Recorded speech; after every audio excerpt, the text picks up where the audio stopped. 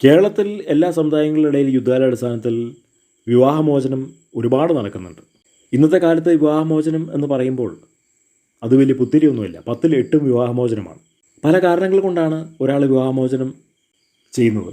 ശാരീരിക ആവശ്യങ്ങൾ, സാമ്പത്തിക ആവശ്യങ്ങൾ, ഈഗോ പ്രശ്നങ്ങൾ, അപകർഷതാബോധം, അമ്മായിമ്മ മരുമകൾ പോര്, സ്വത്ത് തർക്കം, അങ്ങനെ ഒരുപാട് വിഷയങ്ങൾ കാരണമാണ് മനുഷ്യൻ വിവാഹമോചനം ചെയ്യുന്നത്. പണ്ടത്തെ പോലെ ക്ഷമിച്ചും സഹിച്ചും പോകാൻ ഭൂരിപക്ഷം പേരും തയ്യാറല്ല. കാരണം ഒരാളില്ലെങ്കിൽ വേറൊരാളുണ്ട്. ചില പ്രത്യേക ആളുകൾ വിവാഹമോചനം ചെയ്തു കഴിയുമ്പോൾ, പ്രത്യേകിച്ചും സ്ത്രീകൾ, അവരുടെ ഭർത്താവിൻ്റെ കയ്യിൽ നിന്ന് വലിയൊരു തുക കോമ്പൻസേഷൻ അവർക്ക് കിട്ടുന്ന രീതിയിലാണ് അവർ വിവാഹമോചനം ചെയ്യുന്നത്. ഇത് സ്ഥിരമായി അവർ ചെയ്തുകൊണ്ടിരിക്കുകയാണ്. വേറെ ചില ആളുകൾക്ക് അവിഹിത ബന്ധമാണ്.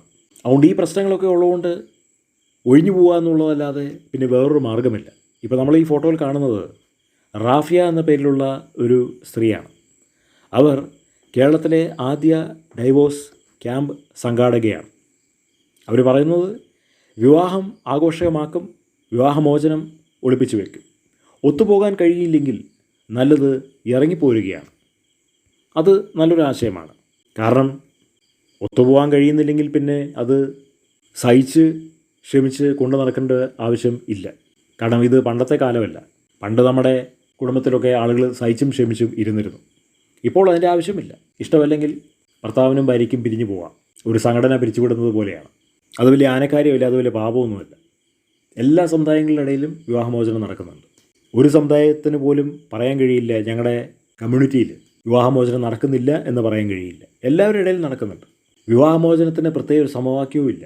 വിജയശ്രാളിതമായിട്ടുള്ള കുടുംബജീവിതത്തിന് പ്രത്യേക ഒരു സമവാക്യമില്ല എന്ന് പറയുന്ന പോലെ. അതുകൊണ്ട് ഇഷ്ടമല്ലെങ്കിൽ ഒഴിഞ്ഞു പോവുക. അത് വഴക്കുണ്ടാക്കി, തല്ലുണ്ടാക്കി, അടിയുണ്ടാക്കി, കൊല ചെയ്ത് പോകേണ്ട ആവശ്യമില്ല. മാന്യമായി സ്നേഹത്തോടെ പിരിയുന്നതാണ് നല്ലത്. നമുക്ക് യോജിച്ച് പോകാൻ പറ്റുന്നില്ല എന്ന് വരികിൽ പിന്നെ ഒട്ടിയിരിക്കേണ്ട ഒരു ആവശ്യമില്ല. അതേതായാലും ആ സംഘാടക പറയുന്നത് തന്നെ വളരെ അർത്ഥവത്തായിട്ടുള്ളൊരു കാര്യമാണ്.